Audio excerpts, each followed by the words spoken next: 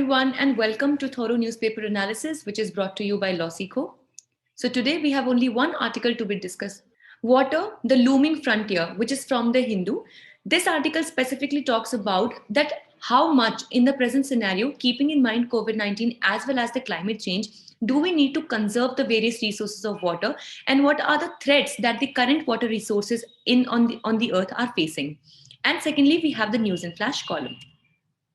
So before we move further, let's have a look at the Project Maverick, which is the free CLAT prep course from Losico. So why do we call it as free? Is because it's only for 100 rupees 100. So if you want to check out for CLAT 2021 or 2022, the link to this course is available in the description box below.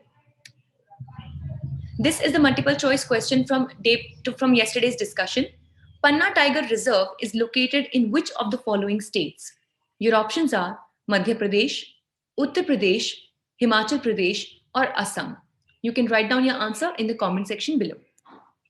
This is the descriptive question for the day. Discuss the different ways to conserve the existing freshwater resources. So let's start the discussion for our article today, which talks about the pollution in water. So as per the report of Niti Aayog and WaterAid have found out that over 70% of India's surface and groundwater is contaminated by human and other waste and is likely to carry viruses. Here, we need to understand as to what do we mean by the surface water and what is the groundwater.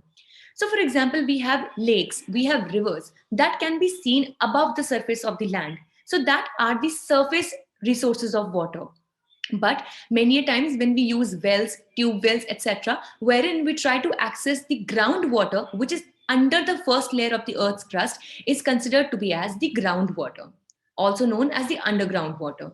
So according to this report by Niti Aayog and WaterAid, it has been found out that 70% of these resources are contaminated either by human waste or by other kind of waste, which is very much likely to carry viruses.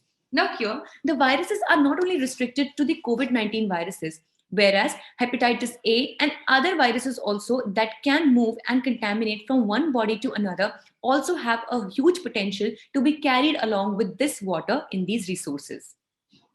So if we specifically talk about the concerns which are there in the polluted water, the first one can be that this water can become a source of virus. So as we were just discussing, that in the cases of England, Wales, and Scotland as well, several wastewater samples were found out to carry traces of SARS-CoV-2. So this is a real life example as well, wherein the wastewater which was sampled and tested, so it also was a carrier of the SARS-CoV-2 viruses.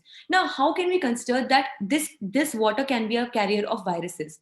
See, many a times people use this water in their washrooms for various kinds of activities, for bathing, washing the utensils that were either used by the patients of such viruses. And this water, along with the virus in them, gets mixed with the other kinds of waste in the water bodies. And due to which there is a high potential and chance that the viruses remain alive and thus can contaminate the other people who get in contact with such contaminated water. Also, the research at University of Stirling, which is in Scotland, indicated that SARS-CoV-2 virus can spread through sewage water as well. And for the second concern, we have two ways to conserve or clean this water. First is the reverse osmosis, and second is the ultraviolet aquaguard treatment. But there are limitations to both of these methods. So if you talk about the reverse osmosis, so it also removes the healthy minerals and nutrients along with the contaminants. So obviously, reverse osmosis does a good job in removing the contaminants from the water. But what it does is that also along with the contaminants, it removes other micronutrients, minerals, and other nutrients which are necessary for the water to make it wholesome and which are necessary for the health of the human being. And if we talk about the ultraviolet aquaguard treatment, then also it does not remove chemical contaminants and is costly. So though other kinds of contaminants can be removed, but any kinds of chemical elements that are found in such water, that cannot be removed by the that can only be removed by the ultraviolet aquaguard, but it is highly, not at all pocket friendly and is very costly. So if we talk about the solution that can be taken up to treat these polluted water bodies, is that we should conserve the existing freshwater resources. So here we have two major unpolluted freshwater resources till now. Firstly is the water lying below our forests, and second, the aquifers below the floodplains of rivers. So these are the two resources which are still not contaminated, and thus, if at all we make good endeavors within the time in our hands, we can definitely use this water to the best of our efforts. And both provide underground water storage and are renewable as well, as they are recharged by rains which are caused every year. And thus, if we sustainably are able to use them, then a complete system and cycle can be restored.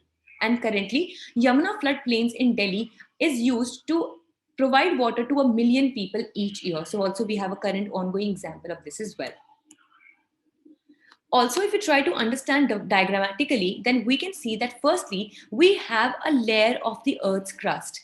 And then we have the aquifer, which is the water which is stored under the Earth's crust. So these are very important and uncontaminated resources of water, and thus they should be conserved in the first place. With this, let's see what do we have for news in flash today. Justice N.V. Ramanna is set to take over as the 48th Chief Justice of India.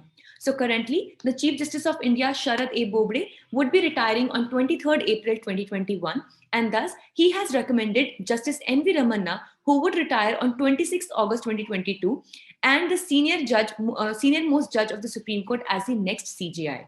So the next step was taken soon after a short statement was made that Andhra Pradesh Chief Minister Y.S. Jagan Mohan Reddy's complaint against Justice Ramanna was dismissed under an in-house procedure.